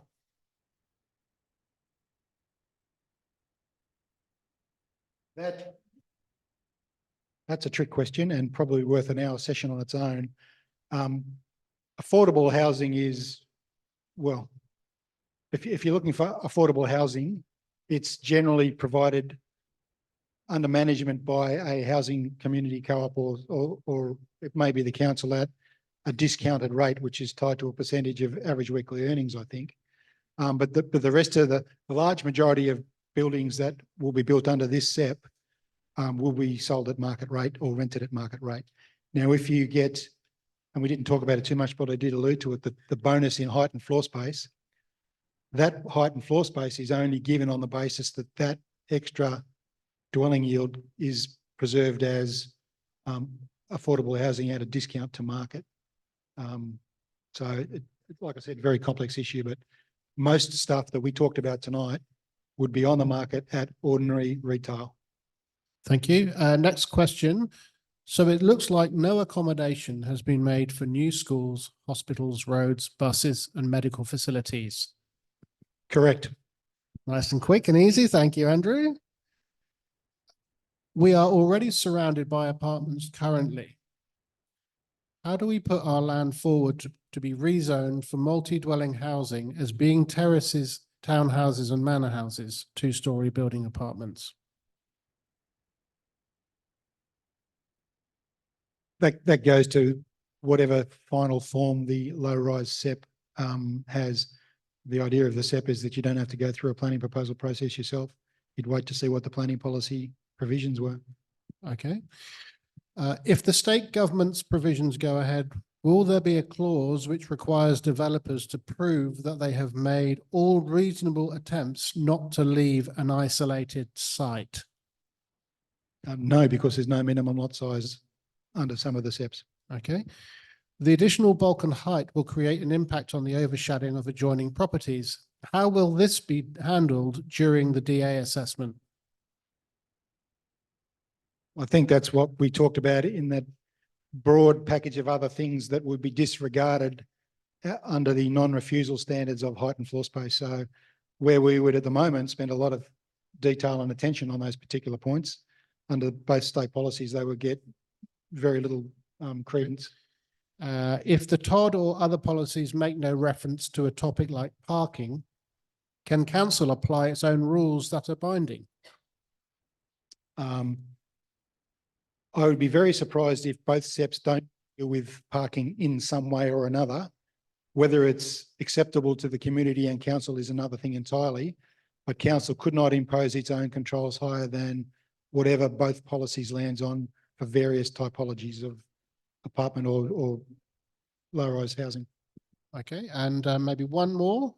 Who will assess and determine the DAs when they are submitted? We're still working through that. The consent pathways for some development will not change, and it'll be council staff assessing them when they go through the various planning approval bodies. But there has been some talk about various pattern books and code books and template books, which we think will then translate into effectively complying development CDC type arrangements. So you would certainly, I won't say expect, but you are more likely to see that in the low and mid-rise housing than the TOD SEP. But if you're trying to provide more housing quicker, you're going to be looking to cut some corners somewhere in the assessment process. And that's either making it code accessible or cutting out community consultation, for example, as they did in Victoria for development that was consistent with underlying zoning provisions. So detail yet to be fleshed out, but we would see a lot of it being done as complying development. Hello, my name's Michael Waterhouse and I'm here on behalf of the Erraldine Trust and Erraldine Foundation. Erraldine, you may know, is more than 100 years old, one of the earliest state heritage registered properties and is within 400 metres of Gordon Station, and its neighbours have already been knocking on the door asking whether the places next door can be acquired, so that its character, which has been preserved in public community hands for over 50 years, is at threat, both its architectural and outlook, as well as the heritage camellias on the property. So my question is, what steps will council in particular take to preserve the character of Erraldine? I think the short answer to that is that we've covered that in the presentation. Erraldine is protected simply because it's a heritage item, but the fabric and the context and the environment within which Erraldine sits is subject to potentially dramatic change under the TOD SEP, which in my view would perhaps devalue Erraldine as it sits, because at the moment it sits within its context. I don't know if Claudine's got anything she wants to add to that, but the building stays, the context changes. Thanks for the question. Sadly, it's the same as for the 4,000 other listed properties, whether they're a heritage item or a conservation area. As I mentioned, there's no protection for heritage in this proposal. The one advantage with Erraldine is it's also state listed, so I would hope the New South Wales Heritage Council will have a say in this, but that only covers 25 properties in Ku-ring-gai. Good luck. We're putting in a very strong submission and for heritage generally, but it will also cover Erraldine. Thank you. I'd like to thank the presentation this evening has been excellent. It's been very professional. So it's been a pleasure to be, I feel reassured as opposed to the state document, which is not reassuring at all. But I want to return back to a question earlier, which is ultimately everyone in this room feels similarly, but this is about politics. And we haven't talked about politics. And part of the problem is, you know, the political nature of where we are is less influential for this government. So my point is, and how we can influence this is, are any of those 31 TODs in Labor seats? And where are they, and how can we buddy with them? Because ultimately they're the ones that will influence whether this moves forwards or not. I think that's a very good question. And when the list of 31 sites came out, the first thing I asked the staff to do was tell me what colour they were on a map. There are quite a few that are in fact held by sitting members of the government, including the planning minister. There's one in his electorate. They go from just south of Newcastle in Lake Macquarie through to, I think there's one in the planning minister's electorate down south. I don't know enough about all 31 to think there's equivalent amounts of potential yield in each of those 31. I don't know the answer to that. But we got a disproportionate number of train stations in the metropolitan area. I think there might be two in, I think it might be Canterbury, don't quote me on that, Canterbury or Cumberland. But most other people got one. When the general manager alluded to talking to the rest of the NSW councils, Hornsby got what's called a Part 1 TOD site for Hornsby, and North Sydney got one for Crow's Nest. So they come with, in total, $500 million worth of infrastructure and the opportunity for master planning. So the only other two TOD sites in the NSW group of councils are going on a different pathway to us, which they might have even opted in, I don't know, but they already had a certain long-standing bunch of issues around the metro station at Crow's Nest and around long-standing issues around Hornsby. This process will allow those to be sorted out in an amicable way. But in terms of the 31, we seem to have a disproportionate number of those. And some of the other ones in the metropolitan area, I don't think, even on paper, they don't strike me as having as much yield as theoretically we have here. You know, there's one I won't mention by name. Large amounts of it are owned by a private school. Lots of the existing development is, you know, of terrace or semi-type configuration. So notional yield around that precinct, I would have thought, was fairly minimal. So you might throw that in just as a bit of a distraction. Who knows? But you'd need more time and have to do a deep dive on the 31 or see the assessment criteria to work out why you go from 305 stations on the network to 31.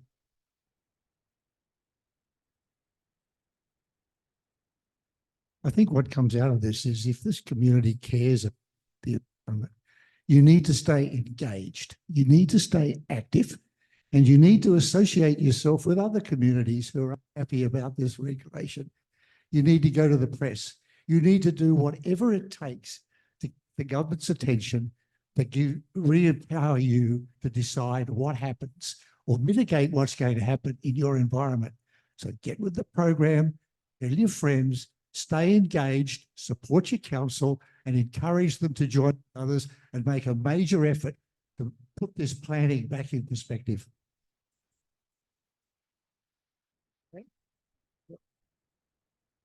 This is going back to a little bit of detail. All the illustrations we have of the different types of building are all on lovely flat land, but Ku-ring-gai doesn't have much flat land. So have you got an idea how it will work in somewhere like Kissing Point Road or around Warrawee or down below Roseville Station? Yeah, I think that's a good question. And that's why when I showed you that constraints mapping with the shades of purple going through to white about constrained and unconstrained land, why we would consider some land to be have limited or no potential. And one of the things that we listed that I didn't speak to was in fact topography, the steepness of land. So ordinarily on a steep site, you would naturally get less development simply because of the constraints of the site. The TODCEP treats everything within the 400 metre radius, however you measure the 400 metres, as being unconstrained.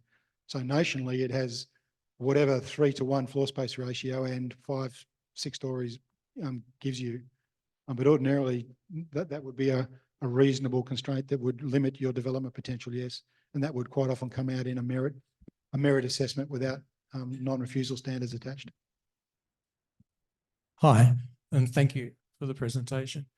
You mentioned that council was looking at the acquisition, I think you said, of 3 sites, potentially as a protection mechanism, and I would presume that was for heritage reasons. Is there any way in terms of a defence mechanism that there can be a caveat placed on properties through the council mechanism and through local government? Or you can consider something like a last rights for purchase process or negotiations that you could go through, especially for key sites. I mean, I'm thinking of one that there had been a lot of concern about previously, which is Kalara Bowling Club and that massive sort of land area down there, which is obviously very valuable. And we could probably name a dozen more. Now, I know council would be constricted by funds, but you know, rather than getting effectively gazumped and finding out after properties have been sold, whether council can be ahead of the game. I think the short answer to that question is no. Council, the 3 properties I was alluding to were part of the open space acquisition property and over program. And over the last 15 years, we've bought somewhere between 30 and 40 properties. So the 3 I was alluding to is just an extension of that program. Council couldn't get itself in a position where it was buying properties all over the place to try and stop development. The example you give down in Kalara is a good one because some parts of that precinct aren't within a conservation area. And there has already been a lot of door knocking going on that I'm aware of in parts of Arnold Street, for example. So the developers are already out there knocking. Caveats and covenants. There's a standard provision in the standard instrument LEP that effectively says a lot of the old covenants and caveats on properties that limit development don't apply anyway. So that process, you know, may have been in place for the first 50, 60, 70 years of development in Ku-ring-gai, but it certainly hasn't applied for the last 15 or so. It's certainly not permissible under current planning controls. Okay, everyone, I'm just going to say it's 15 minutes to go. We've got over 99 questions online still. So we'll keep doing what we're doing till 8 o'clock. But after that, people, they can write you can write to us and let us know if there's any further questions that you have. Okay. Thanks, Virginia. So back to online questions, and yes, we have over 100 now. So Andrew, what alternatives can council propose that goes some way to increasing density where it is reasonable to do so? I think I partially answered that question before.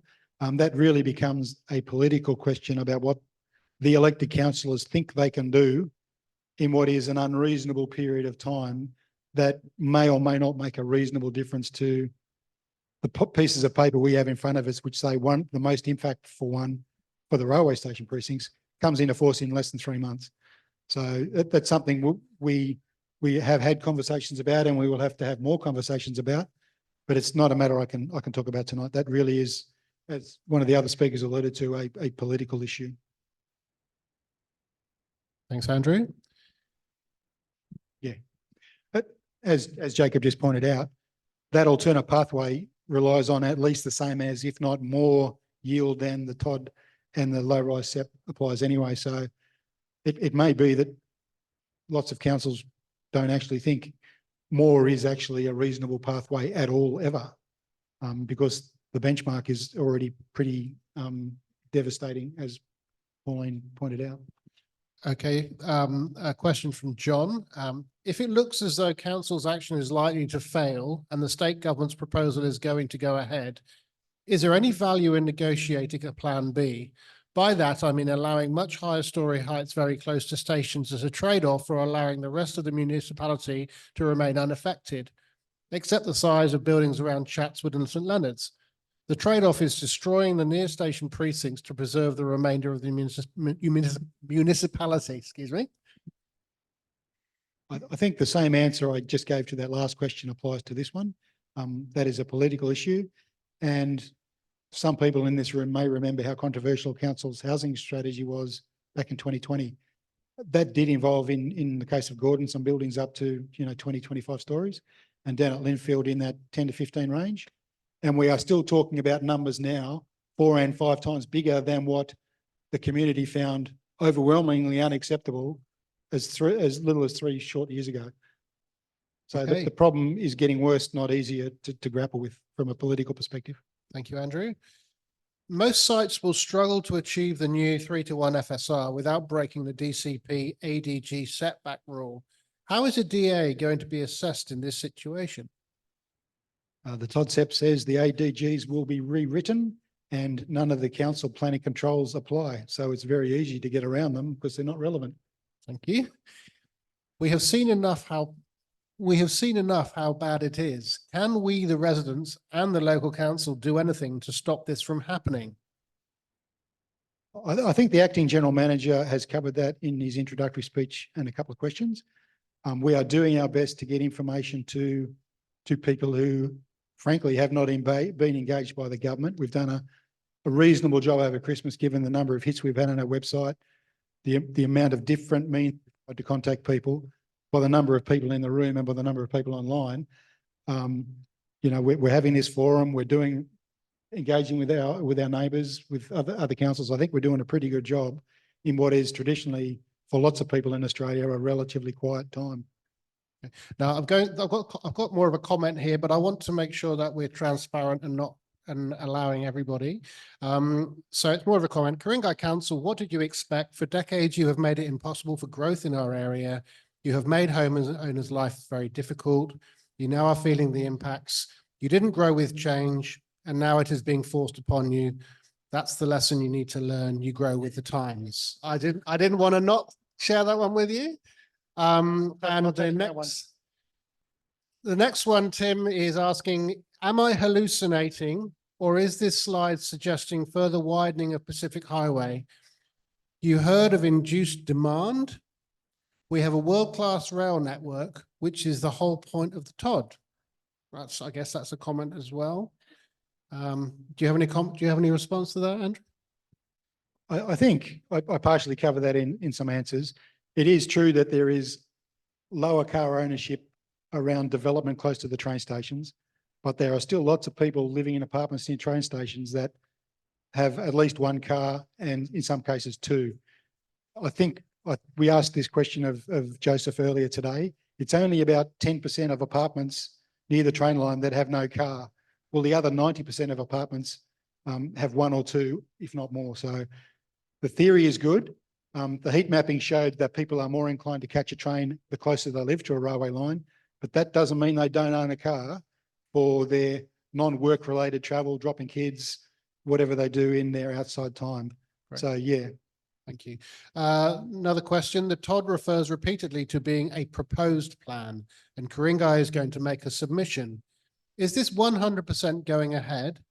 And it's about the details, or is it possible you can object and the plan will be abandoned? Just not clear on what proposed means. I guess you wouldn't be doing this much communication unless it was going ahead in some form. I think the best thing we can do there is direct people to some of the web links which will go to the government's website. The Department of Planning, Housing and Infrastructure, as it's now been renamed since the 1st of January, they've been charged with extra housing. There's a lot of material relating to these two policies on their website. So I think their intention is fairly clear. It is fair to say that there's different implementation timelines around each. One is being consulted on more than the other.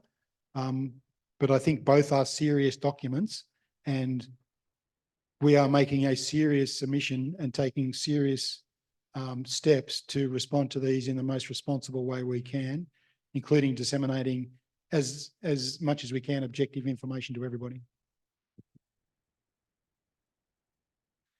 Thank you for the presentation. It's excellent. And probably the last question has answered mine, but I've got a two-pronged question. The first one is the submission that council is going to submit. Clearly, we get a sentiment of what that's going to look like. So what will the state government do with that? Clearly, probably not much. So my second question then is, should this, if this particularly in the TODSEP scenario, what will the powers or influence council have for developments? So what will you be able to do once it's approved? Well, I think given the non-refusal standards, the preeminent things the policy is looking for is extra dwellings, height and floor space. So everything else will take second string. Now, that doesn't mean there won't be some contestation about the interplay of particular pieces of legislation, particular standards.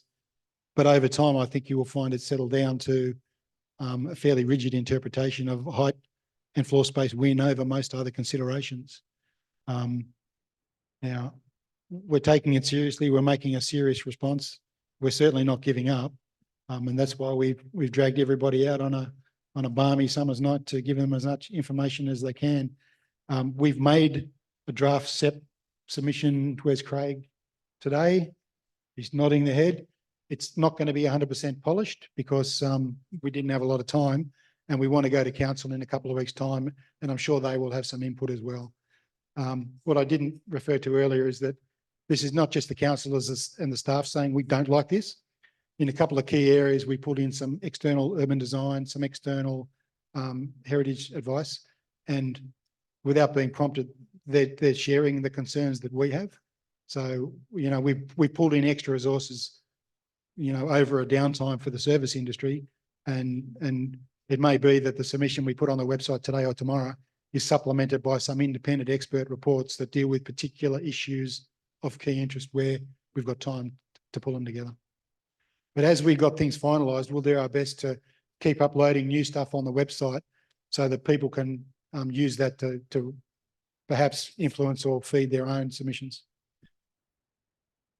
Me, is it? Yep. Okay.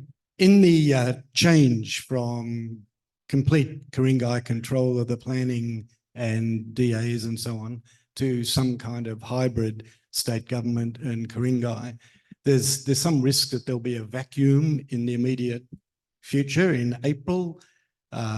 Maybe people can pull down trees, pour concrete over otherwise deep soil land and so on.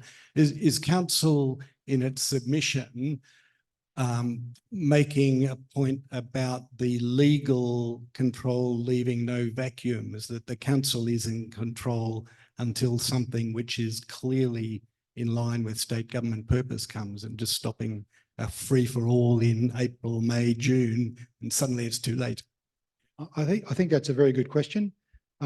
Again, probably one beyond the scope of today's presentation, but illegal tree removal has been an issue that this council has taken a particular focus on, and it's recently put more resources into dealing with illegal tree removal. The only thing I'd say is that a couple of trees a weekend or a couple of trees a month or whatever it is, and I don't mean to underplay illegal tree removal, pales into insignificance with what will become legal tree removal under these two policies. You know, Jacob gave you figures of, you know, in the tens of thousands of trees being lost. We will treat illegal tree removal and illegal development the way we do at the moment quite severely where it's brought to our attention, in the same way we always do. And we'll reassess the interplay of our current practices with the new policies when we see the detail of the policy. But we are certainly alert to the issues you raise, yes. Can I, Alistair Henskins, can I just commend council staff on what's been an incredibly informative presentation with terrific data. Can I ask two points of clarification? I think it was said that under the low to medium rise SEP, there would be up to 32,000 trees lost if there was 100% utilisation. Would there be additional tree loss under the Todd proposal as well, in addition to those 32,000 trees? And is there any capacity for council to estimate the impact on our local wildlife as well from these proposals? Thanks for that question. If it's okay with you, I'll defer to the Brains Trust. So on 100% implementation, we've estimated it's 38,000 trees lost. It's probably more accurate to say 38,000 trees placed under additional development pressure because we don't know what the uptake will be. In terms of the Todd SEP and those areas, it is a reduction of canopy that we've mapped from 30% down to 7%. So far, I don't believe we've got the tree numbers for that section. That's a lot.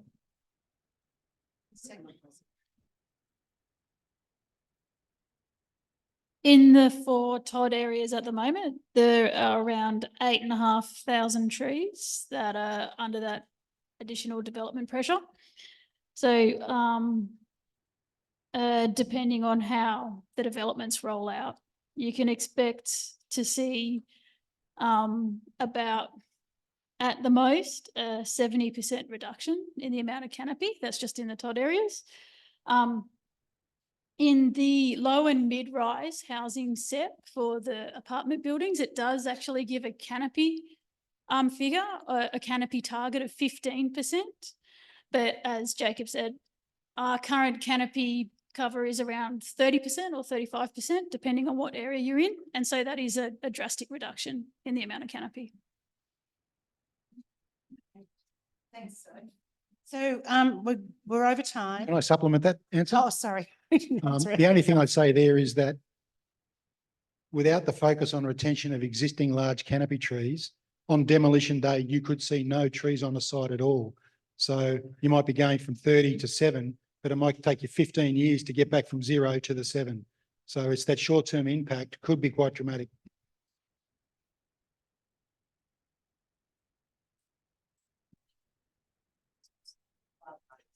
And I'll give back to the Brains Trust for that one.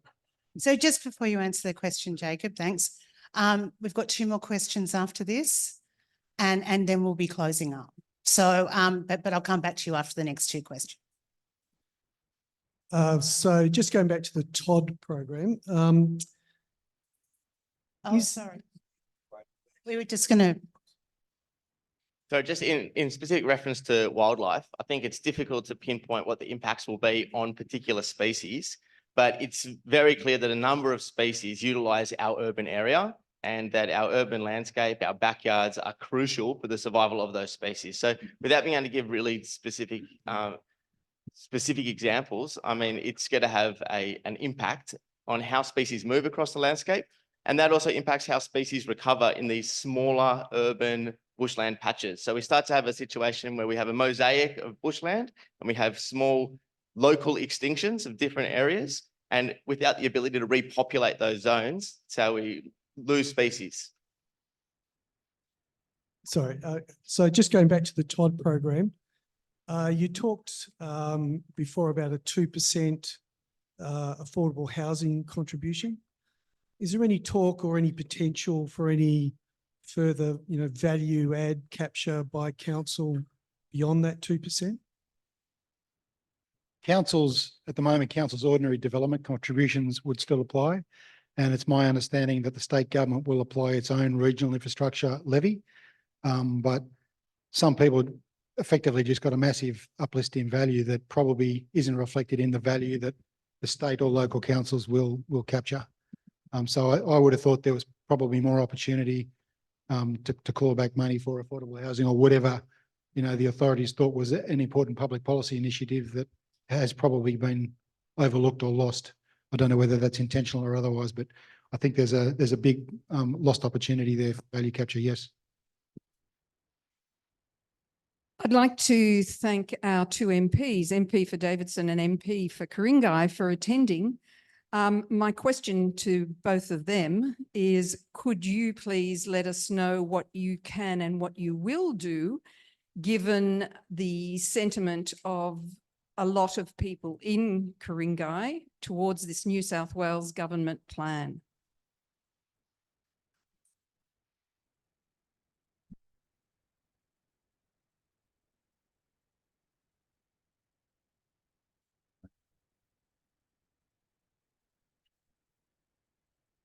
We will stand up to this to the best of our capacity and represent the community. This is going to be a devastating impact upon our community. It will completely and utterly change the character of our neighbourhoods and our area, and we will do everything we can to protect our community. Yeah, I'd like to echo Alistair's comments and just say, I'm just so concerned there has been a complete lack of consultation from the government. Our community has not had its say. The TOD, as you know, there is no consultation opened in relation to that. That is highly concerning, particularly about what we heard today about heritage, about what we heard about our tree canopy, about what we heard about our wildlife. So Parliament resumes next week, and we will keep you up to date with what we do next week in part of our advocacy. But I just want to say thank you to everyone for coming tonight. We've got to come together on this.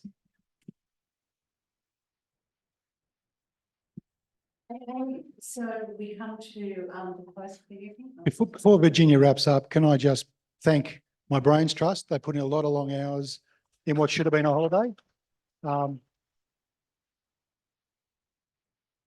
There's a lot of people, both in the room and who aren't in the room, who have put a lot of effort into tonight's presentation and behind the scenes to make sure all the community gets as much information as they can as quickly as possible. And that's across just about every department of council. In fact, every department of council. So just before we wrap up, I'd like to acknowledge the Mayor, Sam Knight, who crept in the back much earlier on. So anyway, thank you very much for your time, and everyone online as well. And I know there's many, many questions to answer, and we will endeavour to do that. And anyone here that wants more information, will be a link on the website tomorrow, an email on the website tomorrow where you can ask more questions. So thanks very much. Good night.